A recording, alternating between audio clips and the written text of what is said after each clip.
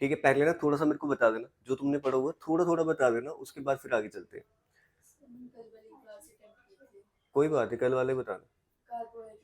ठीक है, सबसे पहले हमने करा था कल की क्लास में, एक सेकेंड, कार्बोहाइड्रेट करें। ठीक है, मैंने कहा कार्बोहाइड्रेट एक one of the most important अगर न्यूट्रिएंट है उनमें से आता है और एनर्जी प्रोवाइड करता है। एक चीज ये समझ आती है, ठीक है, हमें उसके मतलब सोर्सेज पता है कहाँ कहाँ से कार्ब्स हमें मिलते हैं।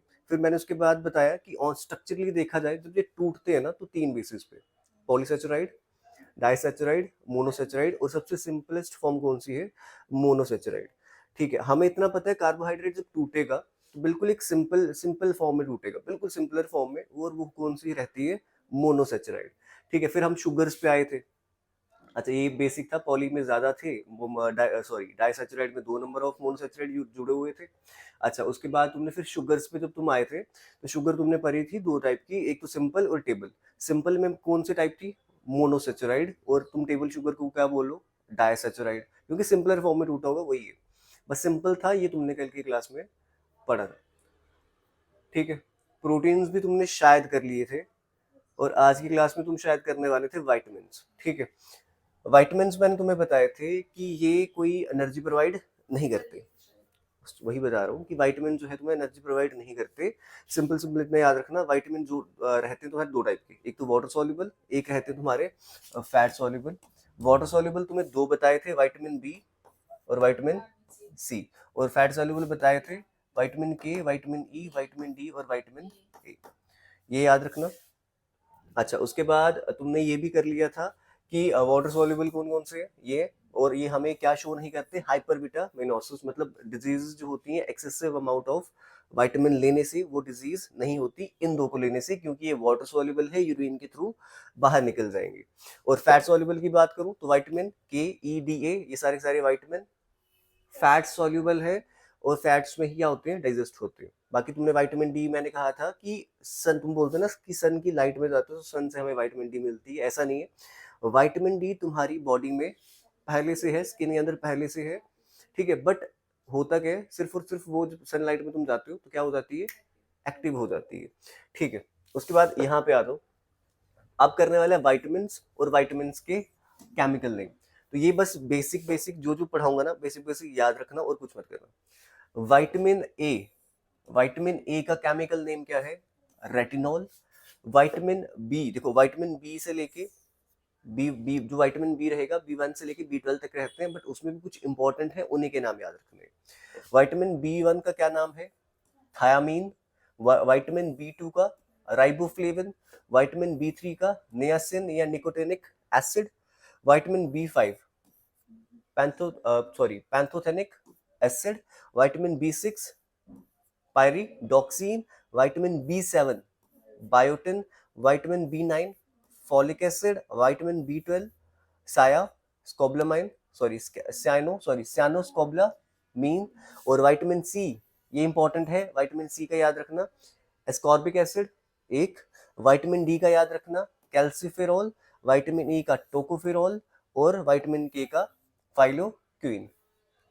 तुम्हें बस 4-5 ही याद रखने हैं, ज्यादा नहीं रखने। देखो तुम्हें इतना, देखो जब मैं ये करवाऊंगा ना तुम्हें, अभी आगे जब करवाऊंगा तो तुम्हें इतना पता होना चाहिए कि विटामिन ए की डेफिशिएंसी हो कौन सी डिजीज हो जाती है और इसके सोर्सेज क्या क्या है। ठीक है, ये तो पहले केमिकल नेम आ गए ना कि विटामिन ए, विटामिन बी, इनके केमिकल नेम क्या है। तो तुम्हें इसमें से इंपॉर्टेंट अगर कोई है तो इंपॉर्टेंट कौन कौन से है वो बता देता हूँ, वही याद करने तुमने, और कोई नहीं करना। विटामिन ए रेटिनॉल एक याद रखोगे।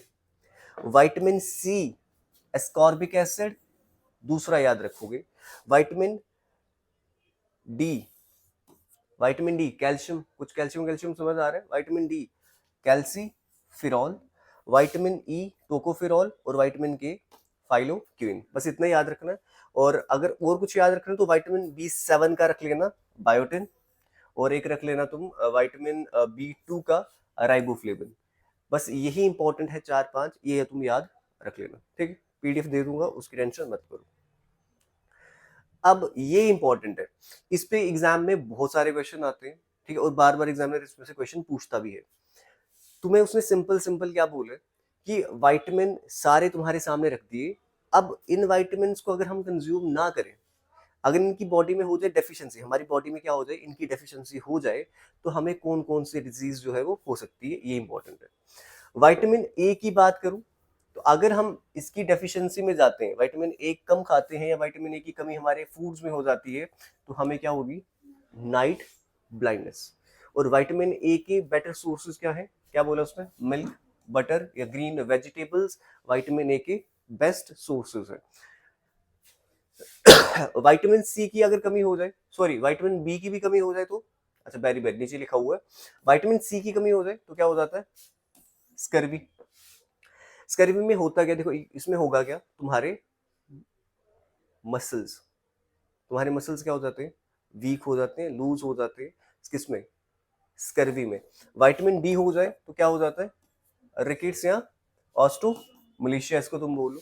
रिकेट्स रहता है बच्चों में एंड ऑस्टोमलेशिया बड़ों में। बट विटामिन डी में भी क्या रहेगा, वही तुम्हारे मसल्स लूज होंगे, ठीक है, तुम्हारे मसल्स मतलब लूज होंगे और छूटना शुरू हो जाएंगे बोन से, उनकी वो पकड़ नहीं रहेगी। अब सिंपल दो तीन चीजें तुमने करी, विटामिन ए की कमी से नाइट ब्लाइंडनेस होती है एक चीज, विटामिन सी की कमी से स्कर्वी, विटामिन डी की कमी से रिकेट्स या ऑस्ट्रोमलेशिया। अब इनकी कमी पूरी कर कैसे सकते हो तुम, लेमन, ऑरेंज, जितने भी सिट्रिक फ्रूट्स तुम्हारे रहते हैं उनको तुम कंज्यूम करोगे तो विटामिन सी की कमी तुम पूरी कर सकते हो। फिश ऑयल, बटर, ये सब कंज्यूम करते हो तो तुम अपनी विटामिन डी की कमी पूरी कर सकते हो। अब विटामिन ई की बात करूं तो विटामिन ई की कमी से क्या हो जाती है, स्टेरिलिटी।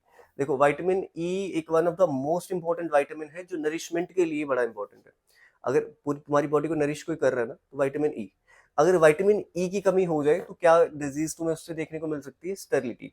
स्टेरिलिटी तुम्हें इतना समझ लेना कि जो देखो नरिशमेंट प्रॉपर मिल नहीं रही, ठीक है, तो वुमेन जो रहती हैं, ठीक है, वो मतलब जो प्रेग्नेंट होती हैं, जो भी या उनका मेंस्ट्रुअल साइकिल जो है उनमें कमी तुम्हें देखने को मिलेगी, ठीक है। तो मतलब अच्छे मतलब बच्चा पैदा वो शायद ना कर पाए, ठीक है, या उनका मतलब एग ही प्रोड्यूस ना हो, तो ऐसा कुछ तुम्हें डिजीजेस यहाँ पे देखने को मिलते हैं, किसमें, स्टेरिलिटी में, क्योंकि ये प्रॉपर नरिशमेंट प्रोवाइड करता है विटामिन ई, और उसकी कमी से कौन सी डिजीज हो जाती है, स्टेरिलिटी। ग्रीन वेजिटेबल्स और ऑयल्स तुम कंज्यूम करते हो या तुम नट्स कंज्यूम करते हो तो विटामिन ई की कमी पूरी कर सकते हो। विटामिन के, हेमोरेजिस, ये एक डिजीज है जिसमें होगा क्या, देखो क्लॉटिंग होना शुरू हो जाती है, इंटरनल ब्लड तुम्हारा समझ लो कि क्लॉटिंग, क्लॉटिंग बोलो कि मतलब कि अगर अगर इंटरनली तुम्हें कहीं चोट लग जाए तो ब्लड क्लॉट होना शुरू नहीं होता, वो बहना शुरू हो जाता है, इंटरनल ब्लीडिंग बोलो, या फिर मतलब बहुत ज्यादा एक्सेस में ब्लीडिंग होना शुरू हो जाती है, किसमें, विटामिन के की कमी की वजह से। और डिजीज कौन सी होती है, हेमोरेजिस। और तुम क्या कंज्यूम करो जिसकी वजह से ये विटामिन के की कमी पूरी हो, कैबेज, टमाटो या चीज। तो चार पांच चीजें तुमने याद रखनी है vitamin A C D E के। तो नाइट ब्लाइंडनेस विटामिन ए की वजह से होती है, अगर कमी है तुम्हें, विटामिन सी की कमी की वजह से स्कर्वी, विटामिन डी की कमी की वजह से रिकेट्स, विटामिन ई की कमी की वजह से स्टेरिलिटी, और विटामिन के की कमी की वजह से हेमोरेजिस। और तुम्हें सोर्सेज भी पता है क्या क्या चीजें कंज्यूम करोगे जिसकी वजह से तुम इन डिजीज से बच सकते हो। विटामिन बी की वजह से कौन सी डिजीज होती है, बेरी बेरी।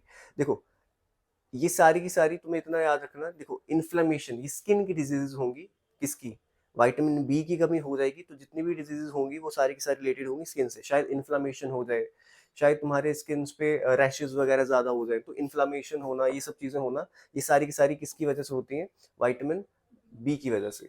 इनमें भी नट्स कंज्यूम करोगे, ठीक है, या तुम ग्रीन वेजिटेबल्स कंज्यूम करोगे, ठीक है, चिकन वगैरह कंज्यूम करोगे, फिश वगैरह, ये सारे बटर वगैरह कंज्यूम करोगे तो इसकी कमी तुम पूरी कर सकते हो। विटामिन बी, बी जो है B1 से लेके B12 तक है, बस कुछ इंपॉर्टेंट है जो तुम्हें पता होने चाहिए। तो विटामिन बी की कमी की वजह से डिजीज होती है बेरी बेरी, विटामिन B1 की कमी की वजह से होती है कैलियोसिस, विटामिन B2 की वजह से होती है पेलेग्रा, विटामिन B3 की वजह से डर्मेटिस, और विटामिन B5 की वजह से, एक सेकंड, B5 है यहाँ पे, B5 नहीं है, रहने दो, B5 भी सेम ही रख लेना। यहाँ पे तुम्हें दिखेगा, यहाँ पे पता है B5 में भी एनीमिया दिखेगा। विटामिन B6 की वजह से भी क्या दिखेगा, anaemia. Vitamin B7 alopecia, vitamin B11 anaemia, vitamin B12 anaemia. तो इतना याद रखना, जितने भी विटामिन बी के अंदर आएगा, बी बेरी बेरी, और बाकी सारी B1 से लेके B12 तक सारी डिजीजेस किसके रिलेटेड है, स्किन के रिलेटेड। तो विटामिन B1 की कमी की वजह से होता है कैलियोसिस, B2 की पेलेग्रा, B3 डर्मेटाइटिस ये भी डिजीज है किसकी, स्किन की डिजीज है। तो जितनी इतना याद रखना, स्किन में इन्फ्लामेशन हो जाएगी, स्किन तुम्हारी मतलब उतनी प्रॉपर नरिशमेंट नहीं मिलेगी। तो जितनी भी डिजीजेस विटामिन बी की कमी की वजह से होती हैं वो सारी की सारी तुम्हारे रहते हैं स्किन डिजीजेस। अच्छा, उसके बाद विटामिन, ये इंपॉर्टेंट लास्ट वाले याद रखना, विटामिन B11, B12 और विटामिन B6 कौन सी डिजीज होती है, एनीमिया, मतलब ब्लड की क्या हो जाएगी, कमी। बस इतना याद रखना। यहाँ तक समझ आया बेसिक, ठीक है। आगे चलते, बस इतना ही था विटामिन। ज्यादा तुम बोलते हो कि ज्यादा आता है, कुछ नहीं आता, नॉर्मल पढ़ना है, सुनो ना मेरी बात। अब तुमने विटामिन करे, ठीक है। एक डाइजेस्टिव क्या है,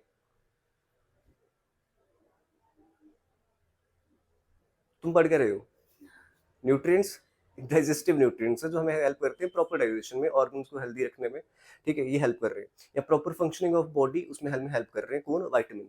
एक चीज ये समझ आती है, फिर तुमने विटामिन के प्रॉपर नाम पढ़े। विटामिन ए का केमिकल नेम क्या है, रेटिनॉल। विटामिन बी का, B1 का, थायामीन, ठीक है। अच्छा, विटामिन सी का, विटामिन सी का डिजीज नहीं बतानी, विटामिन सी का केमिकल नेम।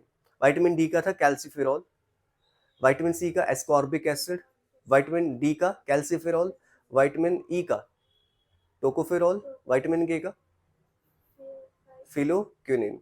याद रखना, भूलना मत, ठीक है। अब बात करते हैं फैट्स की।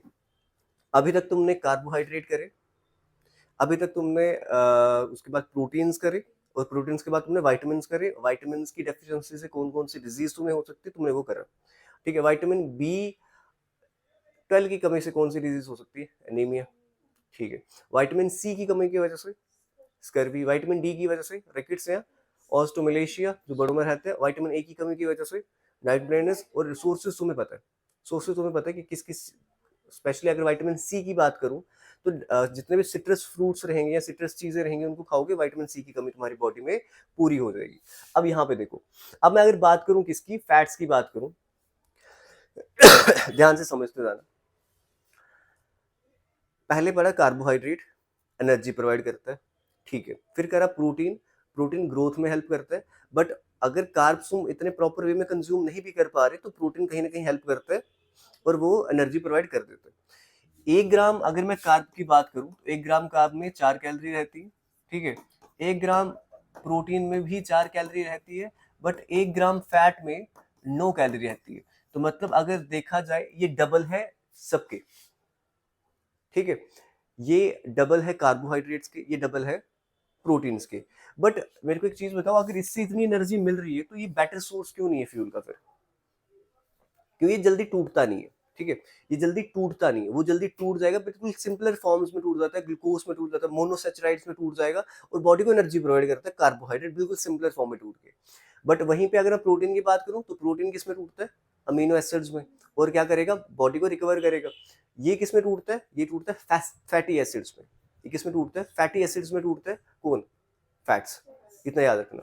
अब एक चीज तुम्हें और बताता हूँ, देखो लिपिड्स, बड़े सारे बोलते हैं कि लिपिड्स और फैट्स दोनों सेम है, ठीक है। फैट्स फैट्स तो एक सिंपल सी बात है, फैट्स टूटेंगे क्या बनते हैं, फैटी एसिड बनते हैं, टूटते हैं फैटी एसिड। जैसे छोटे छोटे यूनिट्स मैंने तुम्हें बोला कि प्रोटीन का एक छोटा यूनिट है अमीनो एसिड, कार्बोहाइड्रेट का एक छोटा यूनिट है मोनोसेचराइड्स, वैसे ही फैट्स का भी एक छोटा यूनिट आता है फैटी एसिड्स, ठीक है। इतना याद रखना। देखो लिपिड्स के अंदर फैट आते हैं, लिपिड्स की ही टाइप है, लिपिड एक ऑर्गेनिक कंपाउंड है और इसी की टाइप है क्या, फैट्स। बस इतना याद रखना। फैट्स क्या बोल रहे हैं कि fats provide twice the energy of the carbohydrate. Carbohydrate रहेंगे चाहे तुम्हारे प्रोटीन्स रहेंगे, अगर एनर्जी प्रोवाइड करने पे आ जाए तो फैट डबल एनर्जी प्रोवाइड करते हैं, इतना हमें पता है। अच्छा, act as a reserve food material. अच्छा, ये फैट्स कैसे एक्ट करते हैं, देखो अगर तुम कार्ब्स प्रॉपर अमाउंट में नहीं ले पा रहे, बोलते हैं ना कि अगर तुम खाना कम कर दो फिर तुम्हारा फैट लॉस होना शुरू हो जाता है। तो जो फैट तुम्हारी बॉडी में रिजर्व हुआ है, अकोमुलेट हुआ है, अगर तुम खाना कम कर देते हो तो बाहर से तुम कार्बोहाइड्रेट्स ले नहीं रहे, तो बॉडी फिर जो इंटरनली है उन्हें यूज करना शुरू करती है। ये याद रखना। तो क्या बोल रहे हैं, act as a reserve food material, this excess fat is stored in liver, it is used as a fuel when glucose is not available. तुमने देखा होगा कि अगर तुम फास्टिंग भी करते हो, पूरे पूरे दिन खाना नहीं भी खाते हो, तब भी तुम जिंदा रह जाते हो, तुम्हारी बॉडी में एनर्जी आ कहाँ से रही है, तो वो एनर्जी आती कहाँ से, इन्हीं फैट से, फैट्स होंगे फैटी एसिड्स में टूटेंगे और टूट के फिर वो तुम्हारी बॉडी में क्या प्रोवाइड करते हैं, एनर्जी प्रोवाइड करते हैं। एक एंजाइम की वो बात कर रहा है, एंजाइम का नाम क्या है, lipase, helps in digestion of fats. देखो तुम्हें इतना पता है, मेरी बात सुनना, 3 चीजें बताऊंगा, ध्यान से सुनना। तुम जो अपने न्यूट्रिएंट्स ले रहे हो, न्यूट्रिएंट्स में क्या क्या ले रहे हो, प्रोटीन, फैट्स और कार्बोहाइड्रेट्स। अब वो क्या बोल रहा है ना, सुनना मेरी बात ध्यान से, कि कहते हैं कि एक लाइपेज करके एक एंजाइम है जो हेल्प करता है किसमें, डाइजेशन ऑफ फैट्स। तो ये एंजाइम्स के नाम याद रखना। देखो प्रोटीन की डाइजेशन में जो हेल्प करे प्रोटीएज, ठीक है, फैट्स की लाइपेज और कार्ब्स की डाइजेशन में अमाइलेज। ये याद रखना, क्या, अमाई। तो ये 3 एंजाइम्स के नाम है, प्रोटीज, लाइपेज और अमाइलेज। ये 3 तुम्हारे एंजाइम्स हैं जो हेल्प करते हैं किसमें, प्रोटीन की डाइजेशन में, फैट्स की डाइजेशन में या फिर कार्ब्स की डाइजेशन में। It is present in cytoplasm and cell wall. अगर मैं बात करूं, देखो अगर मैं बात करूं कि तुम्हारे फैट्स होते हैं वो कहाँ प्रेजेंट रहते हैं, किस जगह पे प्रेजेंट रहते हैं, तो कहाँ पे, साइटोप्लाज्म। अगर सेल की भी बात करूं तो साइटोप्लाज्म में और सेल वॉल पे। सोर्सेज क्या है इसके, घी ले लो, बटर ले लो, चीज, मीट, सोयाबीन, कुछ भी ले लो, ये सारे के सारे इंपॉर्टेंट बोलूं कि या मेजर सोर्सेज हैं किसके, फैट्स के। ठीक है, यहाँ पे आओ। अगर मैं बात करूं फैट्स की, तो fats on the basis of fatty acid, तो 2 टाइप के फैट्स रहेंगे, सैचुरेटेड और अनसैचुरेटेड। देखो सैचुरेटेड और अनसैचुरेटेड में ज्यादा हेल्दी जो तुम्हारे लिए है वो अनसैचुरेटेड है। सैचुरेटेड फैट्स जो रहते हैं ये तो थोड़े से अनहेल्दी रहते हैं। अब मेरी बात सुनना, क्या कह रहे हैं कि all diet should contain less saturated fats. Less saturated fat से मेरा क्या मतलब है, लेस सैचुरेटेड फैट से मेरा क्या मतलब है कि अगर हमारी बॉडी में अगर फैट्स हमें चाहिए, कौन से फैट्स चाहिए, हेल्दी फैट्स चाहिए। तो हेल्दी फैट्स अगर मैं बोलूंगा तो हेल्दी फैट्स कौन से हैं, अनसैचुरेटेड फैट। और अनहेल्दी फैट्स कौन से, सैचुरेटेड फैट्स। अगर तुम्हारी डाइट में सैचुरेटेड फैट्स ज्यादा है तो कहीं ना कहीं तुम्हारा कोलेस्ट्रॉल लेवल बढ़ जाएगा, तुम्हारी दिक्कत आएगी किस चीज में, हार्ट प्रॉब्लम्स तुम्हें हो सकती है। ठीक है, इतना याद रखना। तो 2 चीजें तुम्हें पहले ये याद रखनी है। अगर मैं बात करूं फैट्स की, तो फैट्स भी डिवाइड जो करेंगे वो 2 टाइप में, ठीक है, सैचुरेटेड, अनसैचुरेटेड। अगर थोड़ा सा और डीप जाऊं ना तो तुमने सुना होगा ट्रांस फैट, ठीक है, तुमने सुना होगा पॉलीसैचुरेटेड, बात की बात, उनको छोड़ दो। Main saturated fat, unsaturated fat. Unsaturated fat जो है ये हेल्दी है, सैचुरेटेड फैट जो है ये अनहेल्दी है। ठीक है, अगर सैचुरेटेड फैट तुम्हारी बॉडी में ज्यादा हो जाता है तो तुम्हारे कोलेस्ट्रॉल लेवल बढ़ सकते हैं। और कोलेस्ट्रॉल अगर बढ़ जाए ना तो जो तुम्हारी हार्ट प्रॉब्लम्स हो सकती हैं, तुम्हारी जो आर्टरीज होती है ना, आर्टरीज में जो तुम्हारा कोलेस्ट्रॉल एकमुलेट होना शुरू हो जाता है, जिसकी वजह से तुम्हें हार्ट प्रॉब्लम्स हो सकती हैं। ठीक है, इतना याद रखना। essential fatty acids, human synthesized fatty acids from the fatty acid present in the food। देखो देयर आर सम, क्या बोल रहे हैं कि कुछ ऐसे फैटी एसिड्स होते हैं, मतलब फैटी एसिड्स का तुम्हें एक तो चीज पता चल गई है, फैटी एसिड है क्या, एक छोटा यूनिट है जो फैट उठता है, फैट उठा एक छोटे यूनिट में जिसको तुमने नाम दिया फैटी एसिड्स। और यही फैटी एसिड्स क्या होते हैं, 2 टाइप के, सैचुरेटेड, अनसैचुरेटेड। सैचुरेटेड अनहेल्दी है और अनसैचुरेटेड हेल्दी है। अब ट्रांस फैट की भी बात करी थी, तो ट्रांस फैट जो है वो इसी की सॉरी इसी की क्या है, टाइप है, किसकी, सैचुरेटेड की। तो एक चीज बता, देखो सिंपल नॉर्मल तुम इनकी सोर्सेज की बात की, मैंने घी की बात की, ठीक है, घी की बात की। घी भी देखा जाए एक सैचुरेटेड फैट है। अगर मैं इसको एक रूम टेम्परेचर पे रखूं या तुम्हारे दूसरे वेजिटेबल ऑयल्स की बात करता हूँ, तो वो जो तुम देखते हो वो सॉलिड होते हैं किस पे, रूम टेम्परेचर पे। रूम टेम्परेचर पे सॉलिड है, गर्म करते हो फिर जाके लिक्विड बनता है, वो सैचुरेटेड है।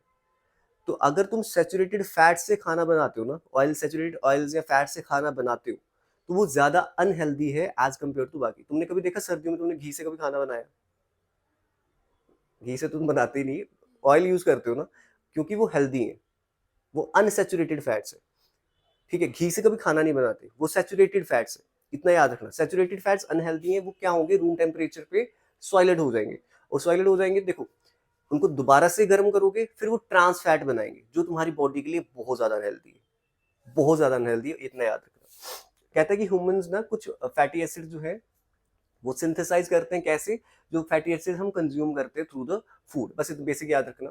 एक प्रोसेस वो बोल रहा है हाइड्रोजनेशन, इसमें इतना ही याद रखना, इसमें और कुछ याद नहीं रखना। फैट्स में तुम्हें बस दो चीजें पता होनी चाहिए, फैट्स रहते हैं दो टाइप के, सैचुरेटेड, अनसैचुरेटेड, और सैचुरेटेड की ही टाइप है ट्रांस फैट, ठीक है। बटर तुम नॉर्मल खा लिया, तुमने बटर खा लिया, ठीक है, वो इस टाइम वो था क्या, सैचुरेटेड था, क्योंकि सॉलिड था रूम टेम्परेचर पे, ठीक है। बटर को तुमने दोबारा जब गर्म किया ना, सैचुरेटेड से वो फिर दोबारा क्या बना, तुम बोलते दो बार बार बार बार गर्म करोगे तो वहां पे जो सैचुरेटेड फैट है उसका क्या बन जाएगा, ट्रांस फैट बन जाता है, तो और वो बहुत ज्यादा अनहेल्दी है, तो इसलिए बार बार गर्म नहीं करते, एक ही बार खा लिया करो।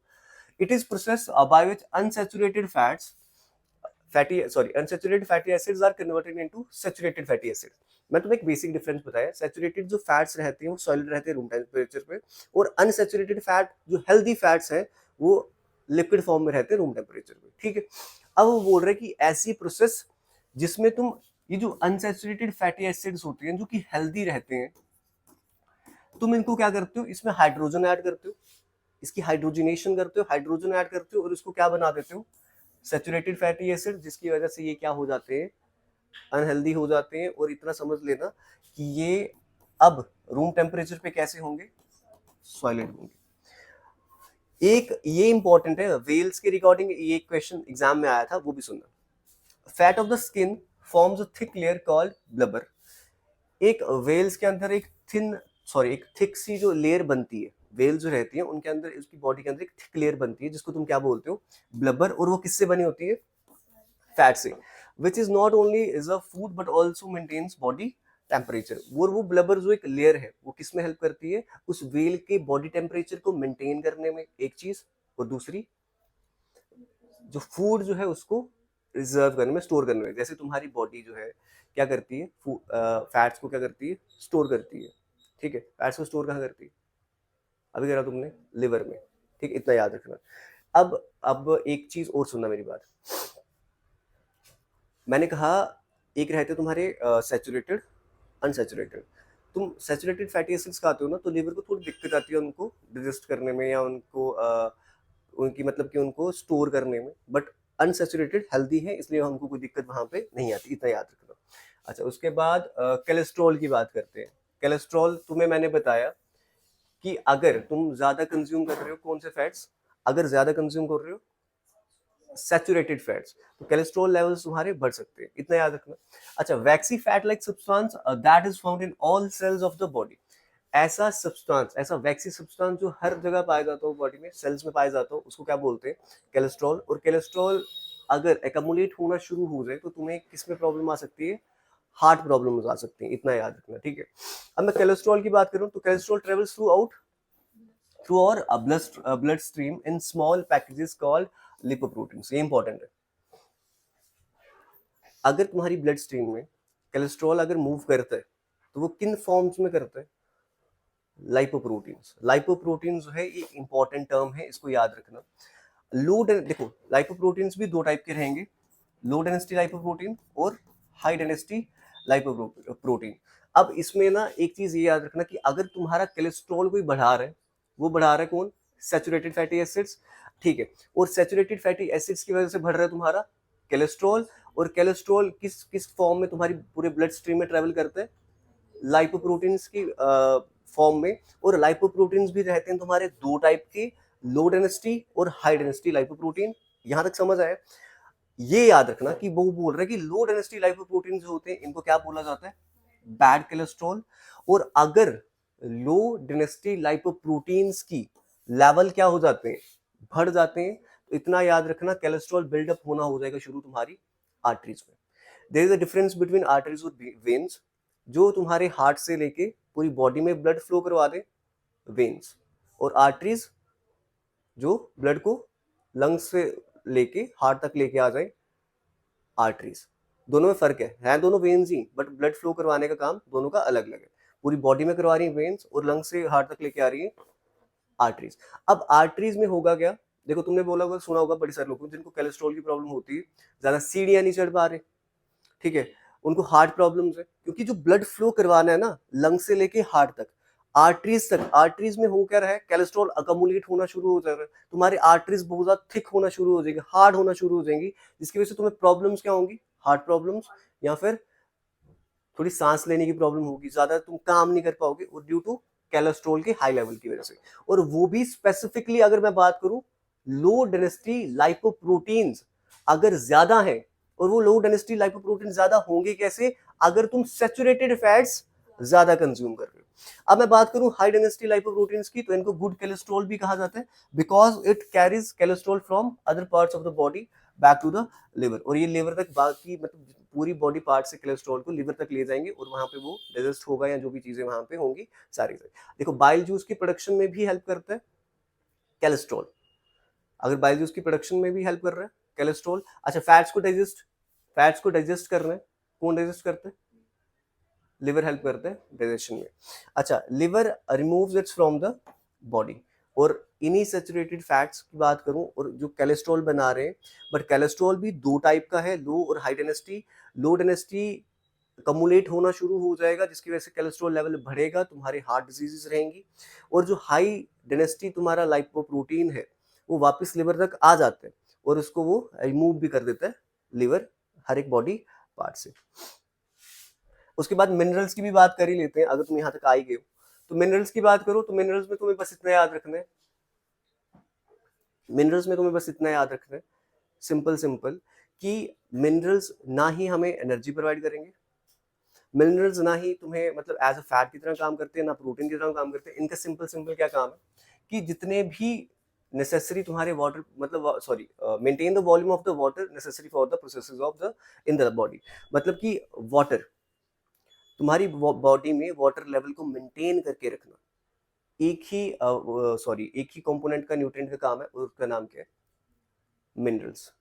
मिनरल्स का एक ही काम है, क्या करना, वाटर लेवल्स को मेंटेन करके रखना, ऑर्गन्स की हेल्दी फंक्शनिंग करवाना, एक ही चीज का काम है, किसका, मिनरल्स का। अभी तुम्हारे यहाँ पे रफेजेस बचेंगे, फाइबर्स बचेंगे, और वो करते हैं कल की क्लास में, ठीक है, वो मैं कल की क्लास में करवा दूंगा। और उसके बाद तुम्हारा एक टॉपिक है न्यूट्रिशन, ठीक है, वो करवा दूंगा, ठीक है, इतना रख रहा हूँ।